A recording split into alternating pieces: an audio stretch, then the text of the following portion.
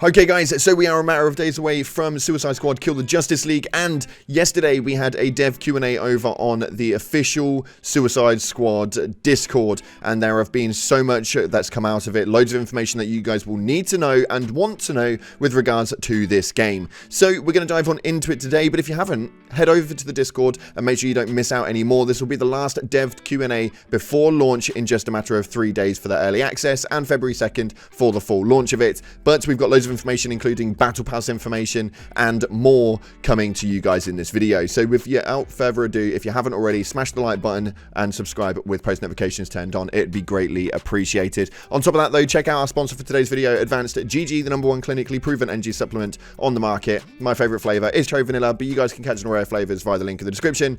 But with that being said, let's dive on in to some information about Suicide Squad. So we've got a question coming in here from a Lucas that states, how does the battle pass work? Now this is a really big question, mainly because a lot of us are intrigued about it, and we've got another game with another battle pass, and it's just going to be a pain in the ass because I've got so many games that we need to complete already. But they state here, we received a lot of questions about the battle pass, and there's a lot to cover here, so we'll try and break it all down. The battle pass in Suicide Squad Kill the Justice League will be cosmetics only, have both a premium and free track, and a new battle pass will be released each season. The first battle pass will be released with the launch of season 1 a few weeks after the game's initial release, and there will be 75 tiers to complete in season 1's battle pass. Included within will be outfits, emotes, banners, swatches, and some premium currency. This can be used to purchase cosmetic items in the store or go towards purchasing future premium battle passes. We're also happy to announce that you will be able to go back and play previous battle passes after a season ends.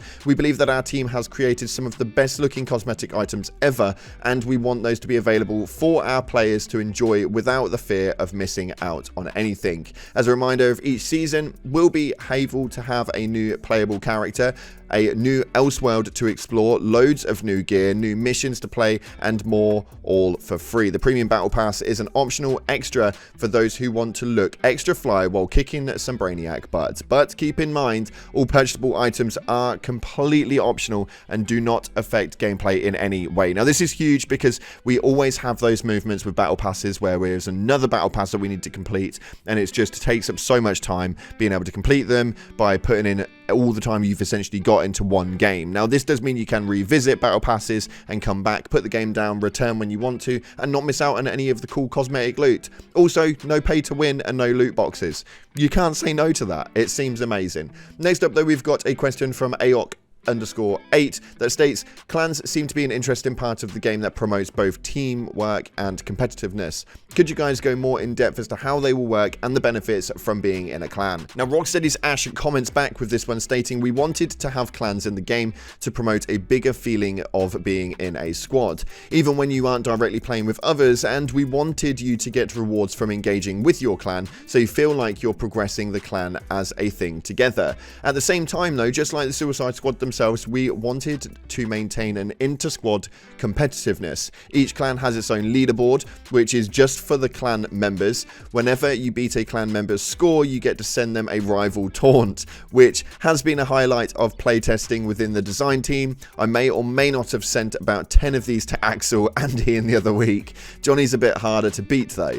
There is an interplay between clans and social squads. If you are part of a clan, your squad bots gets filled with members of your clan. Not only do I get to enjoy sending the guys rival taunts, but I get to beat them using their own characters. The clan has only both daily and weekly challenges, and completing these will earn clan XP, which in turn will rank up the clan overall. Now each clan member also have an individual rank within the clan that increases with how active they are and how much they contribute to ranking up the clan. Increasing your clan's rank will unlock rewards for the clan overall, and these rewards benefit all members of the clan and range from the cosmetics like unique clan banners to XP bonuses and resources. For me, this is absolutely amazing. We are going to be setting up a clan here on the channel, so make sure you stay tuned to it, because I swear to Lord, we are going to be the best on the internet. It's going to happen. So make sure you join the Cloud Gang, and we are going to dive on in and be the best in Suicide Squad world bloody wide, baby. Let's dive on in a little bit further.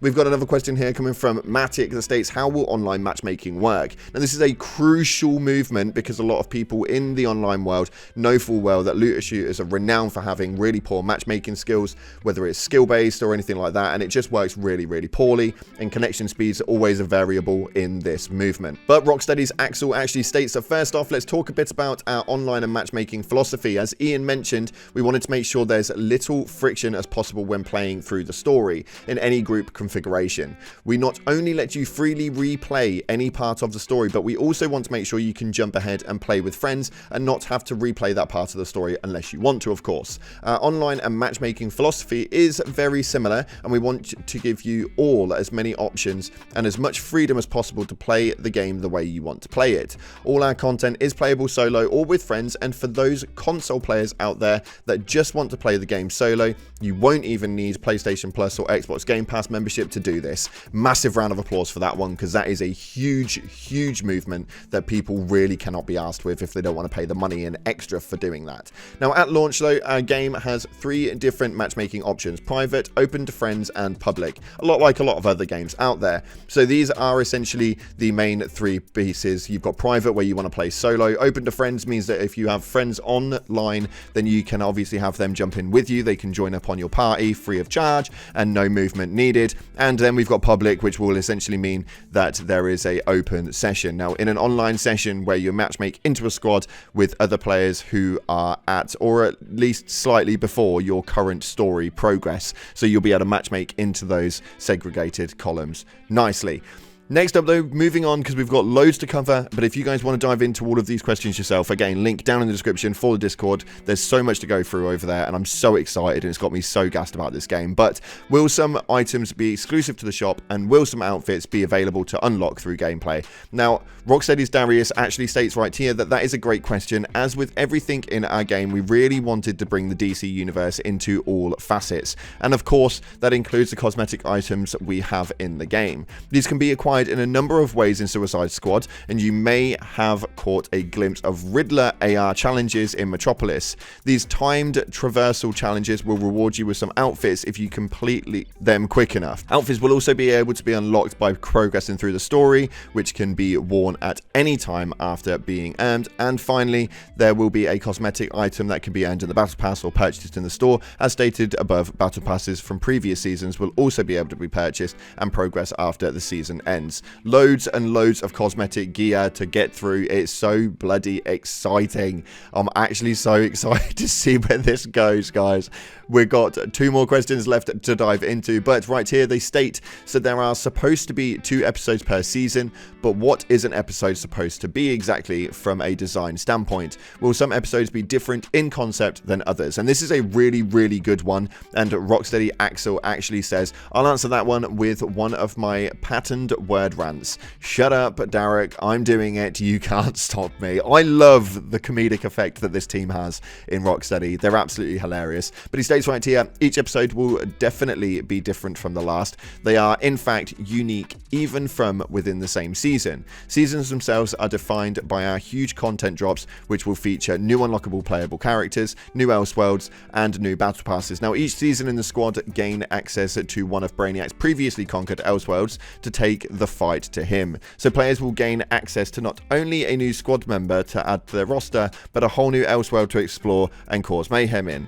In our Battle Pass, which features cosmetics only, runs across the entire season, so over 2 episodes, which means players have even more time to earn cosmetics across the free track. And for those who really want to lean into customizing their unique versions of the squad, there's a paid track. Each season is made up of 2 distinct episodes, and each episode features a new unique infamy set, notorious items and legendary items, gameplay modifiers and mutators, new missions across Metropolis, and the new Elseworld. Well, also on top of that, we have a new incursion mission that will go on inside of those as well, and mayhem missions, and a new boss encounter. There's just so much to go through though.